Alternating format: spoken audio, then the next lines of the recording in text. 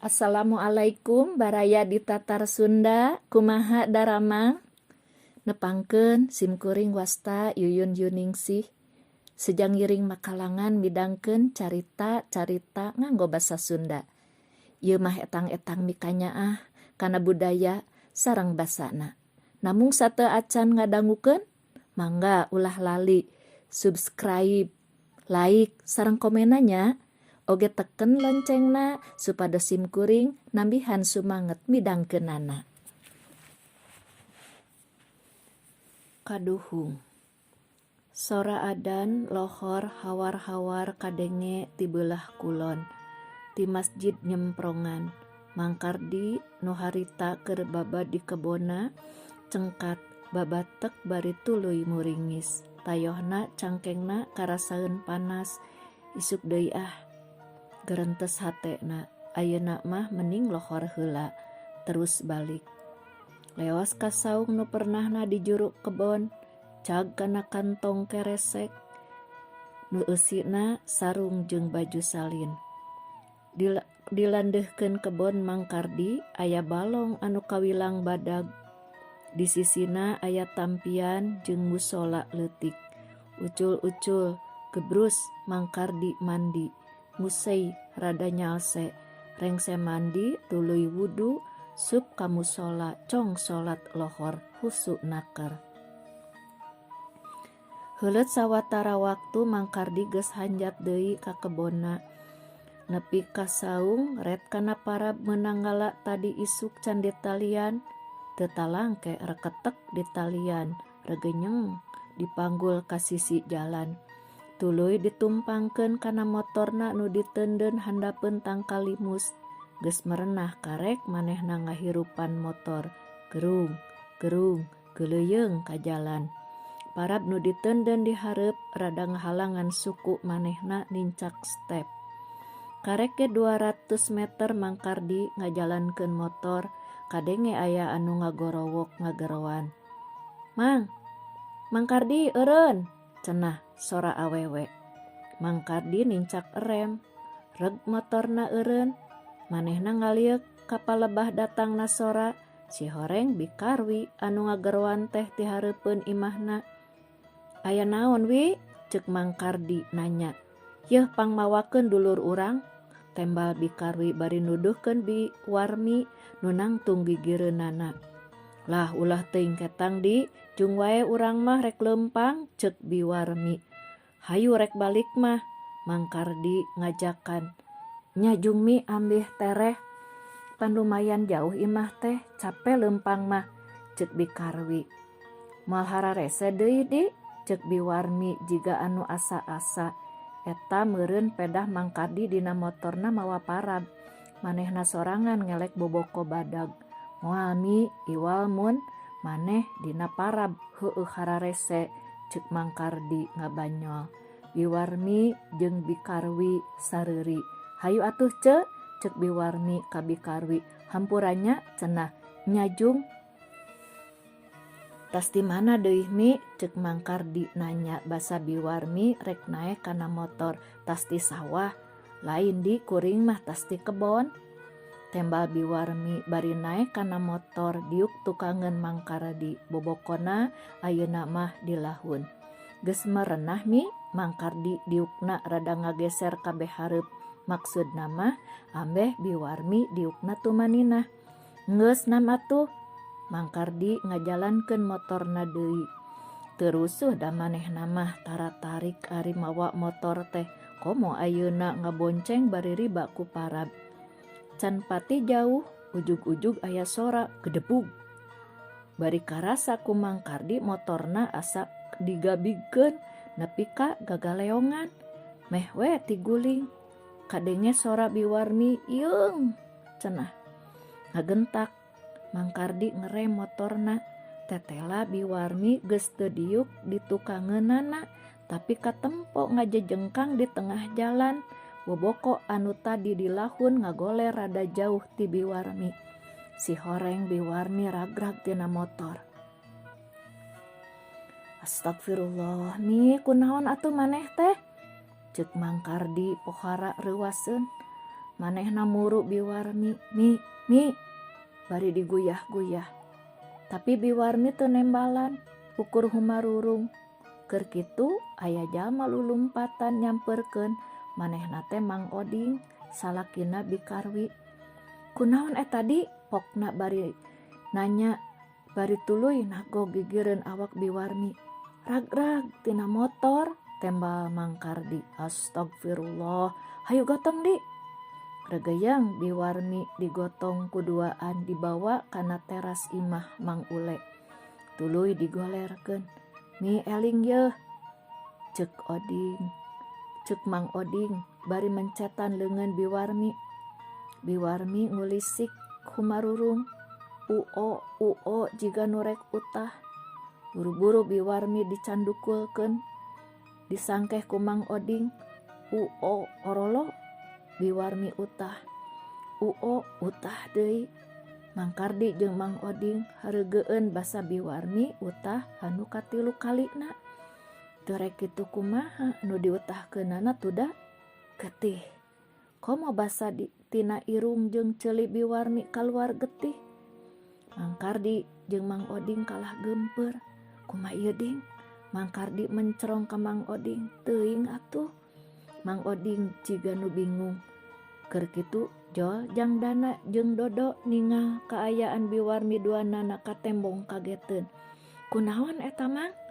Ceuk Jang Dana. Rag-rag tina motor Jang. Ceuk Mang Oding. Halah ulah diantep Mang. Geuwat bawa ka rumah sakit jiga nu geger otak eta mah. Ceuk Jang Dana. Buru neangan mobil Mang. Pokna deui ka Mang Kardi. Mang Kardi teu talangke parab diturunkeun tina motor. Seak kabelah wetan muru Ciawi Tali. Maksudna mah rek neangan mobil. Da di Ciawi Tali mah loba anu bogaeun mobil teh. Ari Dodo nyusulan Mang Tata salakina Biwarmi jeung Jang Dana nyusulan Warlim anakna Biwarmi. Jul-jul jalma nu narempo Biwarmi, beuki lila beuki rea ngagarimbung. Ari kaayaan Biwarmi beuki pikasa lempangeun wae ngalempreh teu usik-usik. Ukur dadana nu kaciri turun naek. Nu araya di dinya tingtaranya kumaha kajadianana.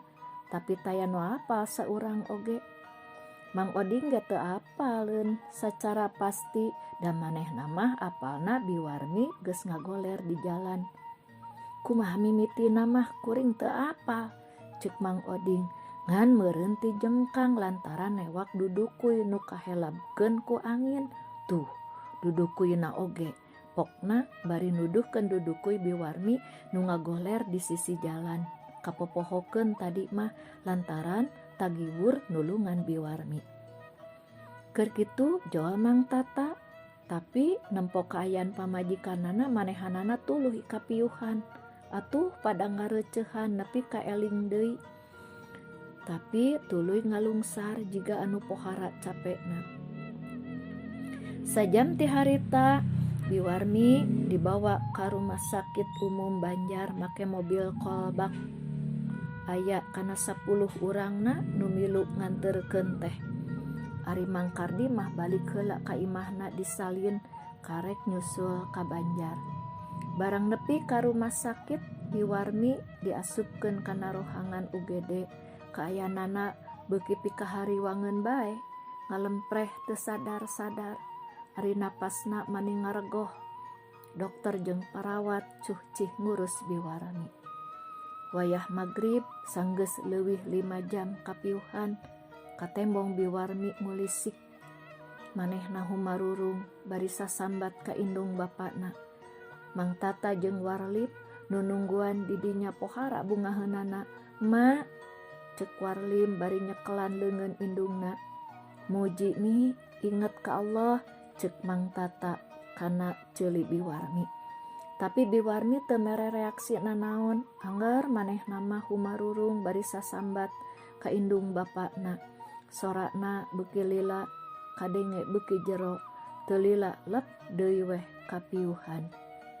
Tabuh 2 Janari Biwarmi dikaluarkeun ti ruhangan UGD tuluy diasupkeun ka kamar mayit rek dipulasara. biwarmi nepi kana jangjina. Tahlilan di imah biwarmi geus rapih, tapi Mang Kardi ti maleman mimiti nepi ka tujuhna teu pernah datang. Ukur anakna nusok tembong teh.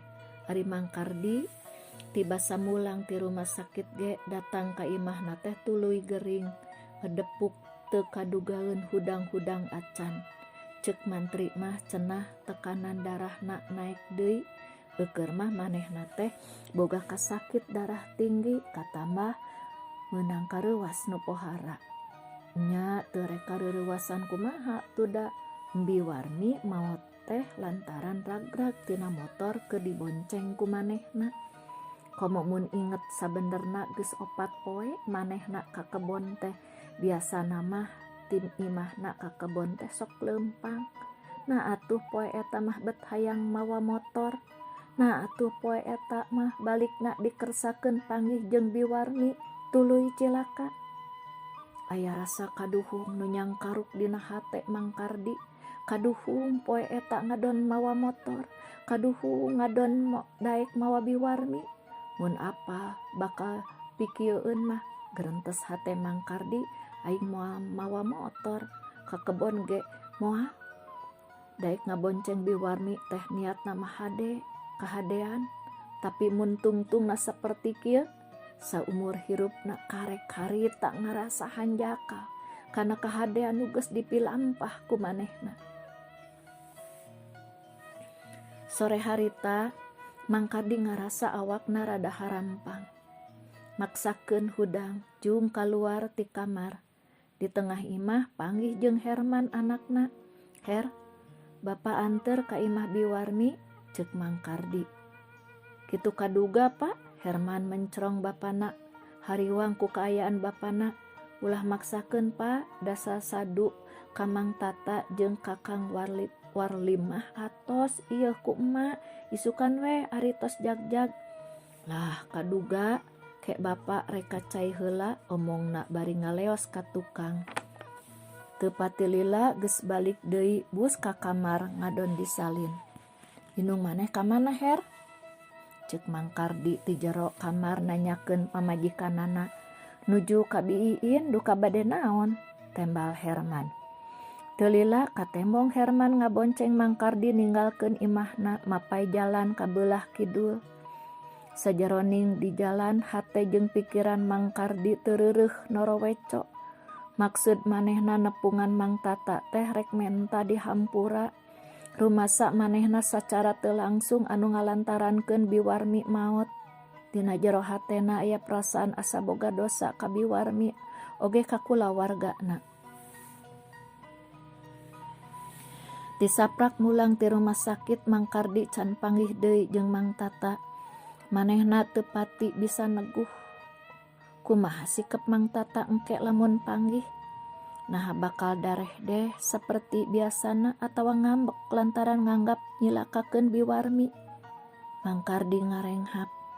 Motor terus nyemprung. Aing kudu narima kana sikep Mang Tata engke kumaha wae oge. Rek dareh deh alhamdulillah eta anu dipiharep. Rek ngambek aing kudu sadrah narimakeunana gerentes hate Mang Kardi. Kitu deui mun Mang Tata menta tanggung jawab ka manehna. Lain tanggung jawab soal waragad, dati bareto ge geus mere waragad ka rumah sakit, waragad keur ambulan jeung waragad keur tahlilan manehna milu mantuan. Tapi ieu saupama Mang Tata nganggap manehna salah. Tur kudu tanggung jawab secara hukum. Mang Kardi ngarenghap, aing kudu siap. Mun kudu urusan jeung polisi, aing kudu siap. Lamun jadi pasakitan di pangadilan, aing kudu siap dihukum. Ngaringkuk di pangberokan.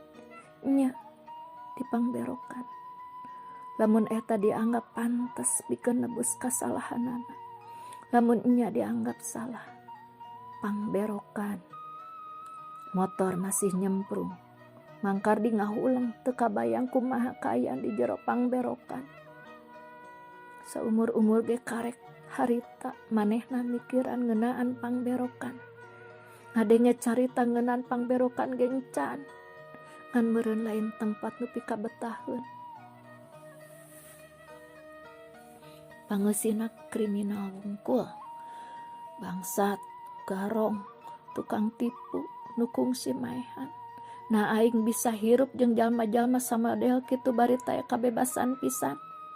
Tantu aing bakal ngarasa kasiksa. Leng, hulu mangkar di karasa lieur. Leungeunna muntang kana behel motor ti papareket. Lamun aing ngaringkuk di pangberokan. Kumaha teuing anak jeung pamajikan di imah. Nah bisa maranehna neangan kipayah. Komo ayeuna Herman keur kuliah, keur butuh waragat nu lain eutik-eutik. Nah sanggup pamajikanana ngabiayaan kuliahna Herman. Boa-boa kuliah Herman kalah bangkar. Mun kitu teh lebar temen. Ladang ngeureuyeun hayang boga anak jadi sarjana teh meureun lapur. Ya Allah. Leng, Mang Kardi ngarasa huluna beuki lieur. Motor masih nyemprung, Mang Kardi meuremkeun matana nyeuhkeun lieur nu karasa ngawasa huluna. Her eureun heula, ceuk Mang Kardi bari nepak tak-tak anakna. Herman ngerem motorna, ngancan ge motor eureun. Mang Kardi ti kolesed, geblug, rag-rag tina motor. Untung nu pangheulana kana aspal teh lain huluna, tapi tonggongna. Ya Allah, Herman kacidareuwaseun, manehna gura giru muru bapana. Bapak kunaon? Mang Kardi nu ngagoler di jalan teu buru-buru nembalan. Huluna karasa beuki lieur bae, leungeunna nyeklan leungeun Herman. Man, urang mulang deui bae, bapak teu kuat, ceuk Mang Kardi meh teu kadenge. Peuting eta di imah Mang Kardi katara haneuteun. Rea jalma ngalalongok beja pabeja-beja Mang Kardi rag-rag tina motor. Atuh dulur-dulur Mang Kardi meh kabeh daratang harianeun tatanggana mah. Mang Tata jeung Warlim ge aya ngalongok datangna sabada adan Isya. Hampura kuring ta, ceuk Mang Kardi ka Mang Tata. Hampura naon Kang? Mang Tata mencrong beungeut Mang Kardi nu katembong pias. Hampura ta pan lantaran dibonceng ku kuring. Pamajikan maneh nepi ka hanteuna teh. Bisi maneh rek nungtut kuring pek ta, kuring narima. Nungtut kumaha maksud akang? Mang Tata tembong teu ngartieun. Nya bisi maneh rek ngalaporkeun kuring ka polisi. Ceuk Mang Kardi dareuda. Astagfirullah Kang. Nu geus kajadian ka pamajikan kuring mah eta mah lantaran takdirna. Kuring sakulah warga teu nyalahkeun akang saeutik oge. Masing teu dibonceng ku akang oge. Ari takdirna kudu maot poe eta moal aya anu bisa ngahalang-halang. Ceuk Mang Tata, nyaritana diselang kureng hapanjang heula. Kuring geus ngaikhlaskeun pamajikan kuring. Yeuh Kang, kuring mah moal rek tangta tungtut. Nyawa, ceuk Warlim nyambung omongan bapana. Ulah jadi pikiran. Anggur si Wakardi sing cager, ulah ngarasa boga salah kana kajadian emak mah. Keun we nu geus teu aya mah. Nu penting Wakardi sing janglar, ulah jadi teu damang. Ngadenge omongan Mang Tata jeung Warlim, nu sakitu sadrahna. Mang Kardi nyegruk ceurik, manehna maksakeun hudang, gabrug. Nangkep Mang Tata. Aya kumul ya hate aranjeun, ceuk Mang Kardi dareuda. Tapi hatena ngadadak ngemplong, ngadadak kebeku kabungah. Nuhun ta, oge maneh Lim, nuhun. Omongna deui anger dareuda. Cimatana mingkin juuh wae. Nu araya didinya jarempe. Kabeh kabawa ku perasaan dua jalma nu tadi nyarita ti hate ka hate. Peuting beuki nyerelek, tapi imah Mang Kardi angger haneuteun kuno maturan.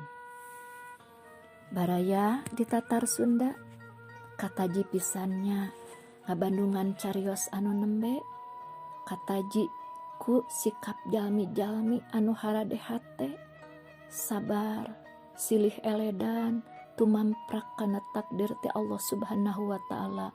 Mugi sikap anu ieu teh janten picontoeun urang sadaya sakitu rupina mah.